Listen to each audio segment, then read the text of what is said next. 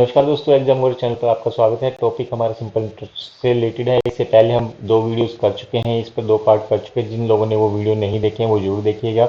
ये important question देखिए, पहले भी इंपॉर्टेंट क्वेश्चन जिनके आधार पर हमने जिसके बेस पर हमने बेसिक कंसेप्ट को क्लियर किया है।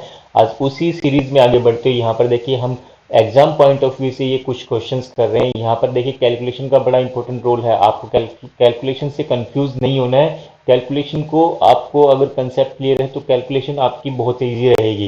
कुछ चीज़ें हैं जो मैं नेक्स्ट वीडियो में कभी आपको बताऊंगा कि मल्टीप्लिकेशन कैसे करनी है, वहां पर इसका भी बड़ा इंपॉर्टेंट रोल है। जिन लोगों की मल्टीप्लिकेशन जिन लोगों की कैलकुलेशन अच्छी है तो वो इन क्वेश्चंस को बहुत इजीली और बहुत कम टाइम में कर सकते हैं। लेकिन फिर भी हमें ये समझना है एग्जाम का पैटर्न कैसे चल रहा है, सीजीएल का कैसे पैटर्न चल रहा है, या और जो डिफिकल्ट जो अच्छे लेवल के एग्जाम्स है वहां पर कैसे डिफिकल्टी रेज की जा रही है वो भी आप लोगों को समझना है। अब वो बेसिक जो बिल्कुल इजी क्वेश्चन आते थे उनका टाइम जा चुका है, ग्रुप डी को छोड़ करके। ठीक है, चलो स्टार्ट करते हैं क्वेश्चन। तो ये पहला क्वेश्चन में क्या कह रहा है कि एक सम है जो उधार दिया जाता है 4% की दर पर 3 साल के लिए, फिर उसके बाद 8% की दर के लिए नेक्स्ट 4 ईयर्स के लिए, फिर उसके बाद लिखा कि 12% की दर से बियॉन्ड 7 ईयर्स।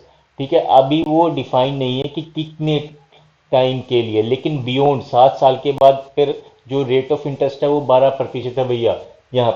फिर अब देखिए अगले में निश्चितता मिलेगी अगली लाइन में कि अगर टोटल इंटरेस्ट रिसीव्ड है 27,600 रुपये, किसमें भैया 11 साल में। यानी कि मुझे एक चीज पता लगी, बियॉन्ड 7 ईयर्स कहाँ तक जाएगा, जहां पर 11 साल कंप्लीट हो जाएंगे। तो मुझे बताना है कि भैया वो सम क्या है। देखिए मैं पहले भी यहाँ पर बता चुका हूँ कि हमें इस तरह के, अब देखिए हमें पता है P इंटू में R इंटू में T अपॉन में 100 क्या होता है भैया, वो होता है साधारण ब्याज। जब यहाँ पर इसी सीरीज में पिछले वीडियो में हमने क्वेश्चन किया था उसमें भी हमने देखा था कि जब रेट ऑफ इंटरेस्ट और टाइम वहां पर दो हो या तीन हो उन क्वेश्चंस को कैसे करना है। देखिए मैंने बताया था, पहले तो अलग अलग जोड़ा था, फिर मैंने बोला था कि आप इसको कॉमन ले लो और फिर सभी जो रेट ऑफ इंटरेस्ट और समय है उनकी मल्टीप्लाई कर दो। ठीक है, नीचे 100 दोनों कॉमन ही रहेगा तीनों में। तो यहाँ पर रेट ऑफ इंटरेस्ट जो पहला जो समय है वो 4% की दर पर 3 साल के लिए, 4×3=12। ठीक है, फिर जमा कर दीजिएगा। ठीक है, ये हमने सोल्व किया था, हमें पता लग गया था कि कैसे ही आता है। फिर दूसरा देखोगे 8×4। ठीक है, 8% की दर से 4 साल के लिए। अब बियॉन्ड 7 का जो कंसेप्ट है वहां पर 12% की दर से।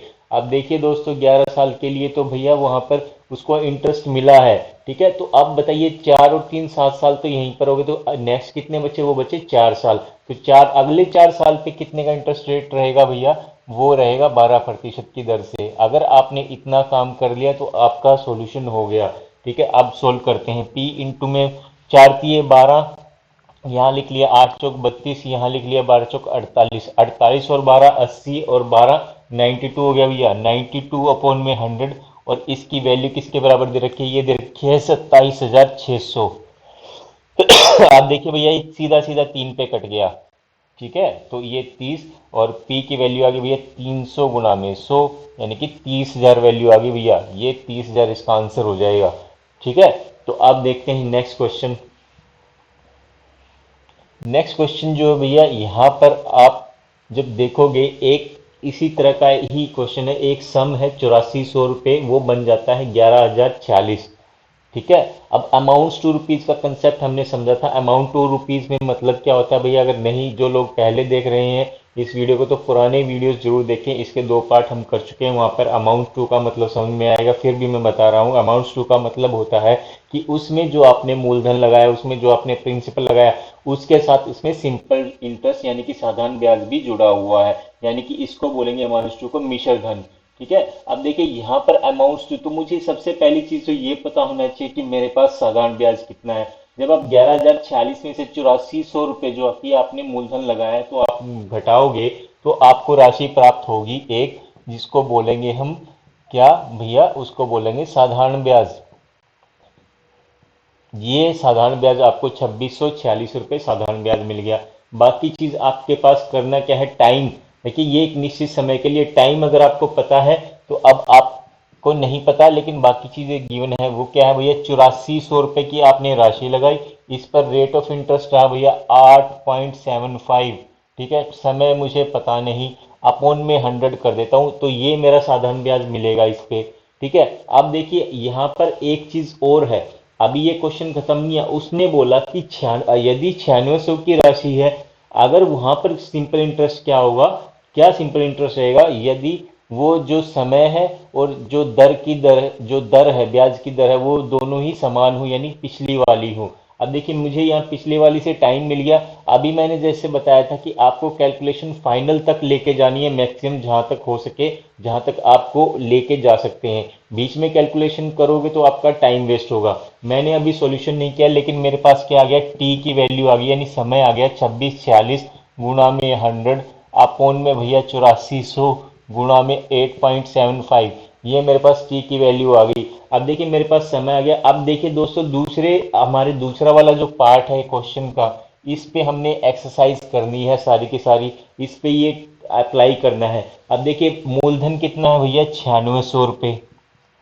समय कितना है भैया, समय आपका ये रहा, समय मैंने लिख लिया 2646 गुणा में 100 बटे में क्या है भैया 8400 गुणा में 8.75।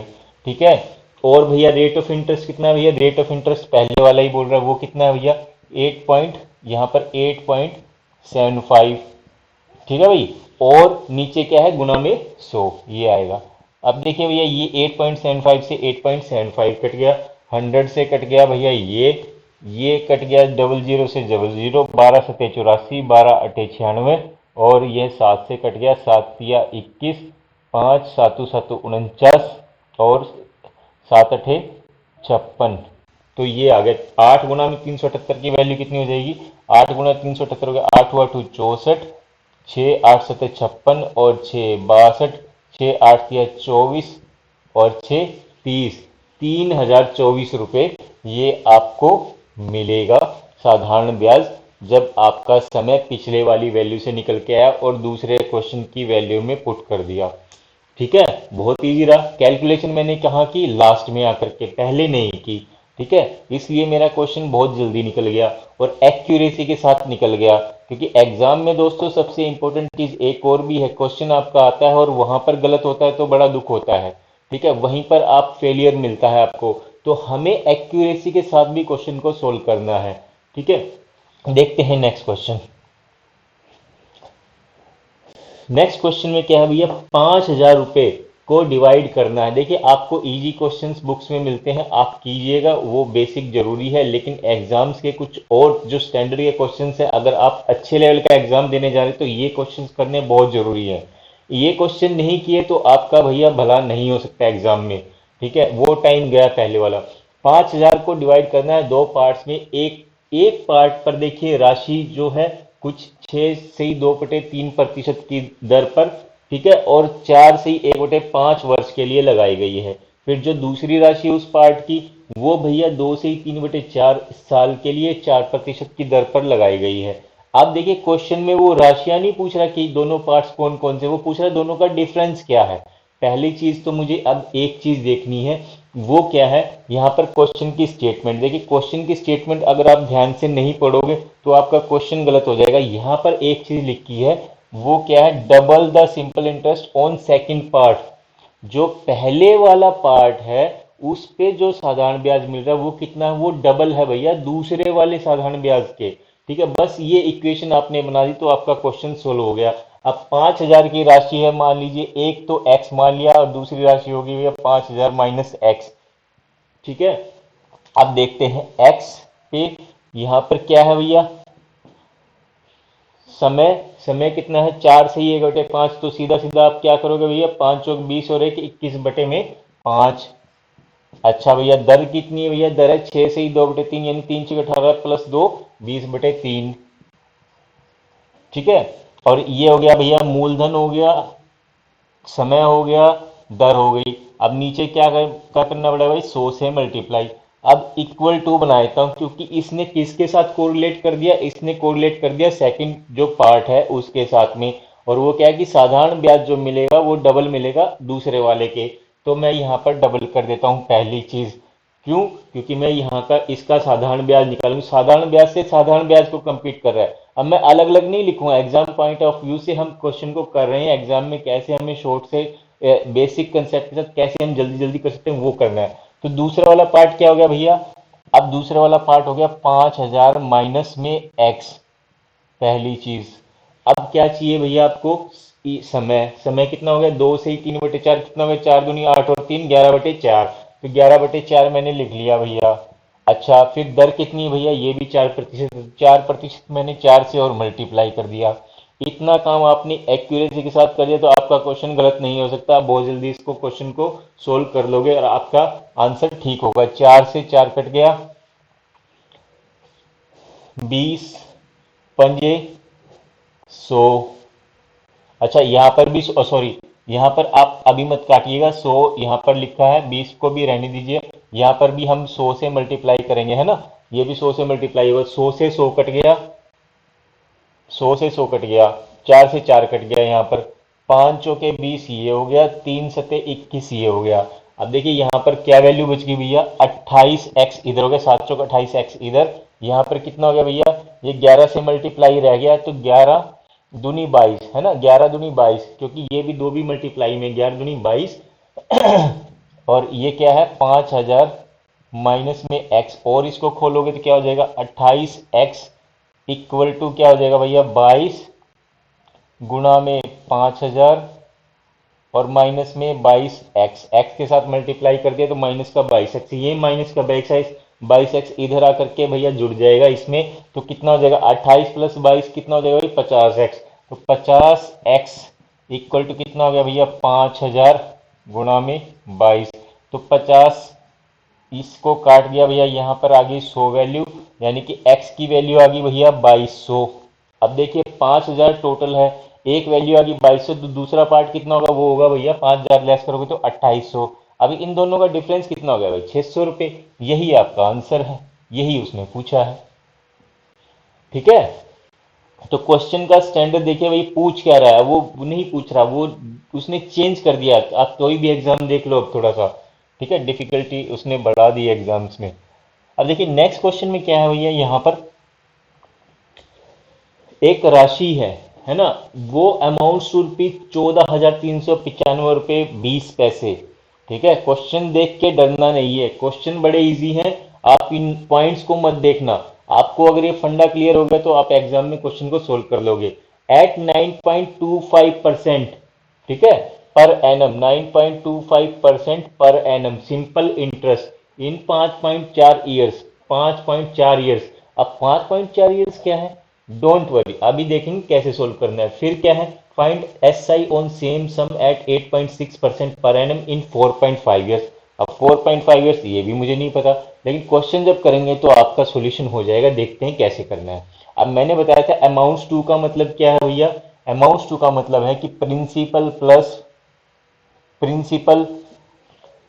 प्लस सिंपल इंटरेस्ट, और सिंपल इंटरेस्ट क्या होता है भैया, पी आर टी अपॉन में 100। पी आर टी क्या है, मूलधन गुना में दर गुना में समय।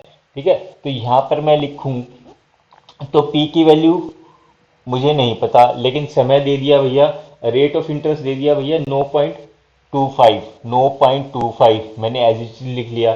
टाइम कितना दे दिया भैया, टाइम दे दिया भैया 5.4।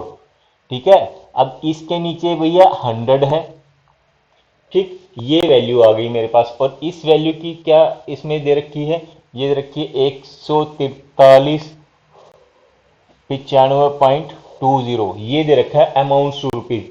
मूलधन में ब्याज जोड़ दिया तो ये राशि बन जाएगी आपकी। ठीक है, अब इस वाले पार्ट को सोल्व करेंगे, वो कैसे भैया, यहां पर अगर मैं पी कॉमन ले लेता हूं, तो पी कॉमन ले लिया तो मेरा बच गया 1 प्लस में ये 9.25 इंटू में 5.4। ठीक है, अभी मैं लिख रहा हूं समझाने के लिए, जिन लोगों की कैलकुलेशन अच्छी है वो इसको बड़ा इजीली कर सकते हैं। ठीक है, अब देखिए मैं इसको अगर मैं यहाँ पर ये एलसीएम लूंगा तो यहाँ पर 100 आ जाएगा। मैंने बताया था कि इस तरह की चीज होगी तो पिछले वीडियोज में कि 100 में ही आप आर टी जोड़ दो तो मिश्रधन आ जाएगा। ठीक है, तो लेकिन मैंने समझाने के लिए फिर से लिखा है, अदरवाइज मैं क्या करता, इसको करता सीधा सीधा 100 प्लस पी कॉमन लेता, क्योंकि अमाउंट टू का मतलब मिश्रधन, तो 100 प्लस में आर टी, ठीक है, ब्याज गुना में समय, है ना, अपॉन में 100 होता है ये वैल्यू। ठीक है, अब देखिए आर टी कितना है भैया, आर टी है मेरा 9.25, ठीक है 9.25 और 5.4, ठीक है। अब यहां पर कैलकुलेशन होगी, इसकी मल्टीप्लिकेशन कैसे करेंगे। जिन लोगों को आती है कैलकुलेशन 3 डिजिट की मल्टीप्लिकेशन, 2 डिजिट की मल्टीप्लिकेशन, वो इसको इजीली कर सकते हैं, ठीक है। ये वीडियो भी मैं करा दूंगा जहां पर आपको मल्टीप्लिकेशन में का एक मैं पार्ट बता दूंगा कैसे मल्टीप्लिकेशन करनी है। अभी मैं बता देता हूँ इसको करना कैसे। यहाँ पर आप मल्टीप्लाई कर लीजिए, 3 डिजिट का इसको बना लीजिए, जीरो लगा लीजिए, 4 पंजे 20, 2 कैरी, 4 दूनी 8 और 2 10 और 25 हो गया 35, 3 कैरी, फिर हो गया 4 9 36 और 3 39 और 10 49, 4 कैरी, और भैया 5 9 45 और 4 49। ये इसकी मल्टीप्लिकेशन आ गई। यहाँ पर देखिए 2 डॉट के बाद इधर डेसिमल था और 1 डॉट के बाद इधर था, तो मैं यहाँ पर 3 डिजिट के बाद लगा देता हूँ इस पे, तो मेरी ये मल्टीप्लिकेशन की वैल्यू आ गई 49.95, ठीक है। अगर मैं इस जीरो को हटा दूँ 49.95 आ गई भैया। तो यहाँ पर मैं लिख देता हूँ आर टी की वैल्यू 49.95। अब इसको मैं 100 में जोड़ूंगा तो कितना हो जाएगा भैया, 149.95। सीधा लिख देता हूं मैं 149.95।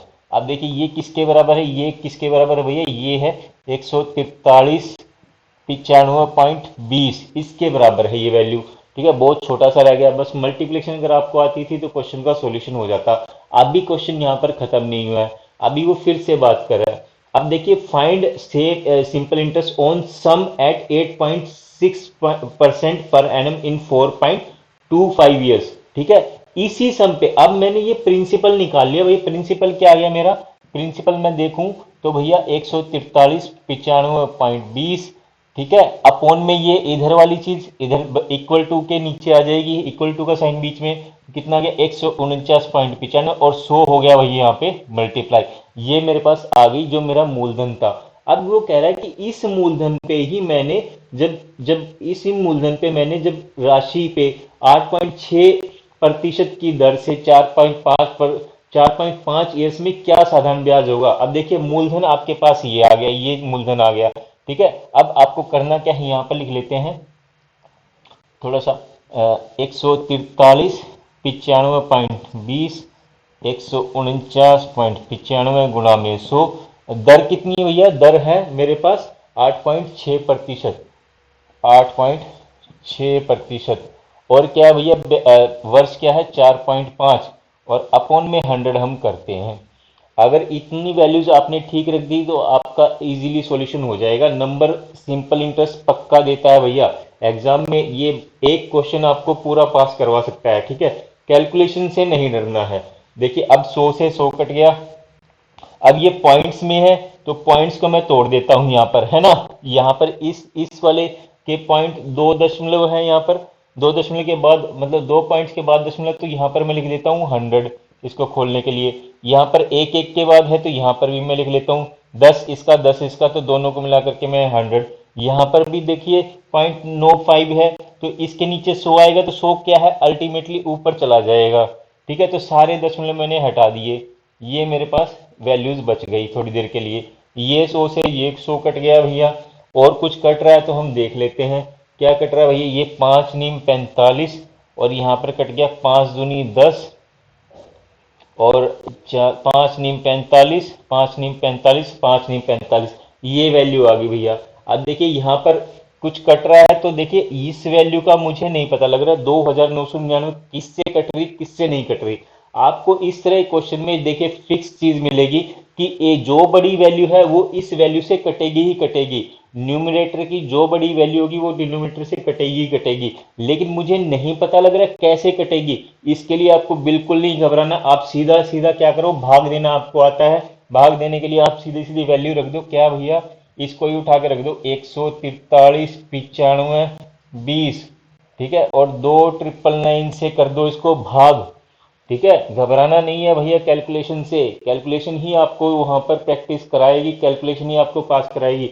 अब देखिए मैंने देखा तो ये भैया कितने पे मैंने देख लिया, पहले वाली ये 14 डिजिट को देख लिया ये कहां पर जा रही है। मैंने देखा कि 5 दूनी 10, 5 पे जा सकते हैं, लेकिन मैंने जब 5 निमा इसके 29 वाली डिजिट देख रहा हूँ ना, 2 और 9 वाली साथ में 5 निम 45, यानी कि ये डिजिट हो रही है बड़ी, तो मैंने क्या लिया इस पे एक छोटी ले लिया, 4 पे मैंने कर लिया, तो 4 9 36, 4 ने 36 और 3 39, 3 4 ने 36 और 3 39, 4 दूनी 8 और 3 11।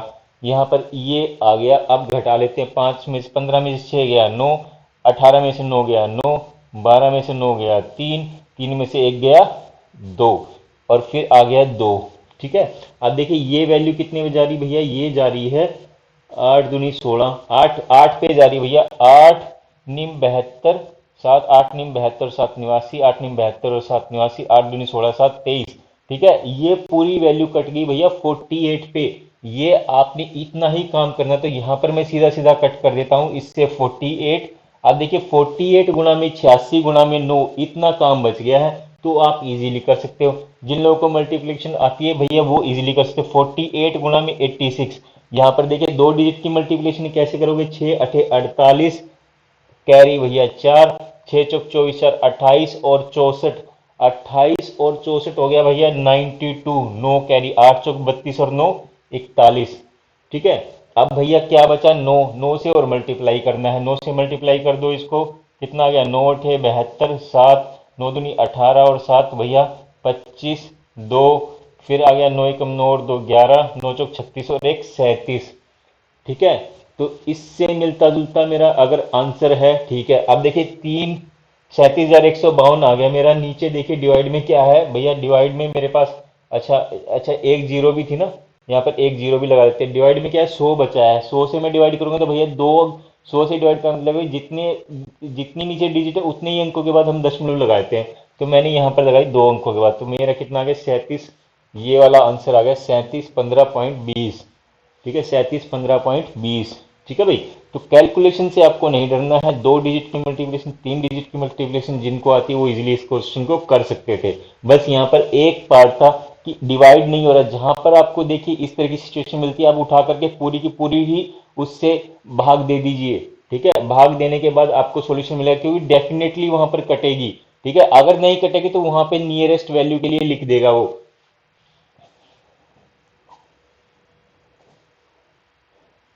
अब देखिए नेक्स्ट क्वेश्चन जो है, नेक्स्ट क्वेश्चन में क्या भी है, इसी तरह से ही ये क्वेश्चन है कि 10,500 रुपए बन जाते हैं 13,825 इन 3 से ही 4/5। अब देखिए यहाँ पर आपको प्रिंसिपल अमाउंट दे दिया और दूसरा दे दिया मिश्र धन। मिश्र धन में से अगर आप जो मूलधन आप घटाओगे तो आपके पास आ जाएगा साधारण ब्याज। तो साधारण ब्याज कितना भैया, 13,825 में से 10,500 मैंने घटा दिया, कितना आ गया भैया 325। ये आ गया 3,325। ठीक है, अब देखिए ये, अब ये मेरे पास साधारण ब्याज आ गया। ठीक है, अब मेरे पास यहाँ पर क्या है, रेट परसेंट नहीं बता, लेकिन मुझे पास समय है। तो मैं पहली चीज तो मुझे पता है कि क्या रेट परसेंट निकालना होगा, तो क्या करूंगा मैं भी, 10,500 को मैं करूंगा दर से गुना, और समय मेरे पास कितना है 3 से 4/5, और 3 से 4/5 को मैं लिखूंगा 5 से 15 4 19/5, 19/5 लिख दिया भैया। ठीक है, अब मैंने क्या किया, रेट आर निकाल लिया 33। अच्छा नीचे बटे में 100 भी करना था भैया। ठीक है, 2 जीरो से 2 जीरो काट दो, बेशक से ना काटो, जब भी कोई फर्क नहीं पड़ता, क्योंकि मुझे पता है कि मुझे फाइनल कैलकुलेशन कहाँ करनी है, लास्ट में जाकर के करनी है। तो 33 25 गुणा में 5 अपॉन में कितना रह गया भैया, 105 गुणा में 19। ये वैल्यू आ गई रेट ऑफ इंटरेस्ट। अभी क्वेश्चन में क्या कह रहा है लास्ट में, वो कह रहा है कि find simple interest on same sum for 5% rate of interest at double the rate. Double the rate, ये चीज बड़ी इंपॉर्टेंट है भैया, अगर ये चीज आपने मिस कर दी तो आपका सॉल्यूशन नहीं बनेगा, जैसे कि ऊपर वाले क्वेश्चन में यहां पर भी डबल द एसआई था।